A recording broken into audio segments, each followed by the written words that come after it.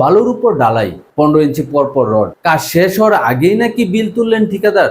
সাংবাদিককে বললেন ওই এলাকার ইয়াবাখুরদের বিরুদ্ধে নিউজ করেন। ব্রাহ্মণবাড়িয়ার নবীনগর উপজেলার সলিমগঞ্জে একটি রাস্তার নির্মাণ কাজে ব্যাপক অনিয়ম ও দুর্নীতির অভিযোগ উঠেছে। সিসি ছাড়া সরাসরি বালুর উপর ঢালাই, নিম্নমানের নির্মাণ সামগ্রী ব্যবহার এবং কাজ শেষ হওয়ার আগেই নাকি বিল উত্তোলনের মতো গুরুতর অভিযোগ উঠেছে সংশ্লিষ্ট ঠিকাদারি প্রতিষ্ঠানের বিরুদ্ধে। এই বিষয়ে জানতে চাইলে ঠিকাদার নিজের ভুল স্বীকার না করে উল্টো সাংবাদিককে এলাকার ইয়াবাখুর ও মাদক সেবীদের নিয়ে সংবাদ প্রকাশ করার পরামর্শ দিয়েছেন। ওই যে সাইড যে নেশা সাইড যে বাবা 24 ঘন্টা যে বাবা জি বাবা হইল ওই ইয়ার জিয়া মানে আমাদের সলিমগঞ্জ ইউনিয়নের মধ্যে 2 জন মেশাহুর নাম করা মেশাহুর সাইড তো যে আর যে আমাদের যে স্টেট ইয়ার্ডের উত্তর দক্ষিণ পাশে মুরগের হাম আর এখানে বাবার ব্যবসা করে আগে ওইগুলো নিয়ে লিখবেন আপনারা।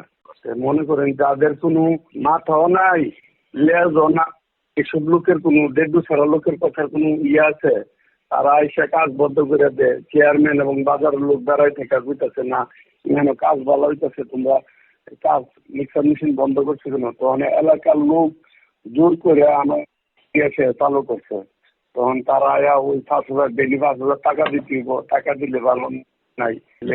এসব লোকের কথা শুনে যদি আপনারা করেন ওইখানে পাইলাম। জানা যায় সলিমগঞ্জের ওই রাস্তার কাজটি যৌথভাবে বাস্তবায়ন করছে সেলিমেন ব্রাদার্স এবং লোকমান হোসেন জেবি নামের ঠিকাদারি প্রতিষ্ঠান। সরজমিনে ও স্থানীয়দের অভিযোগে জানা যায় রাস্তার কাজের চরম গাফুলতি ও হরিলুট চলছে। দরপত্রের নিয়ম অনুযায়ী ডালাইয়ের সময় 6 ইঞ্চি পর পর রড বসানোর কথা থাকলেও সেখানে রড দেওয়া হচ্ছে 15 ইঞ্চি পর পর। শুধু তাই নয়, নিয়ম নীতি তোয়াক্কা না করে সিসি ডালাই ছাড়াই সরাসরি বালুর উপর মূল ডালাই করা হচ্ছে। পাশাপাশি কাজে অত্যন্ত নিম্নমানের সিমেন্ট, পাথর ও ইটের কুয়া ব্যবহার করছে বলে জানা যায়। সবচেয়ে চাঞ্চল্যকর বিষয় হচ্ছে রাস্তার কাজ এখনো শেষ হয়নি, তবে এর আগেই নাকি ঠিকাদারি প্রতিষ্ঠান কাজের বিল উত্তোলন করে নিয়েছে বলে অভিযোগ উঠেছে। এদিকে সরকারি কাজে এমন পুকুর চুরির বিষয়ে কর্তৃপক্ষের বক্তব্য জানতে চাইলে নবীনগর উপজেলা এলজিডির নির্বাহী প্রকৌশলী ফেরদৌস আহমেদের মুঠোফোনে একাধিকবার যোগাযোগ করার চেষ্টা করা হলেও তিনি কল রিসিভ করেননি। তবে বিষয়টি নিয়ে ব্রাহ্মণবাড়িয়া এলজিডির নির্বাহী প্রকৌশলী ইব্রাহিম খলিলের দৃষ্টি আকর্ষণ করা হলে তিনি বলেন,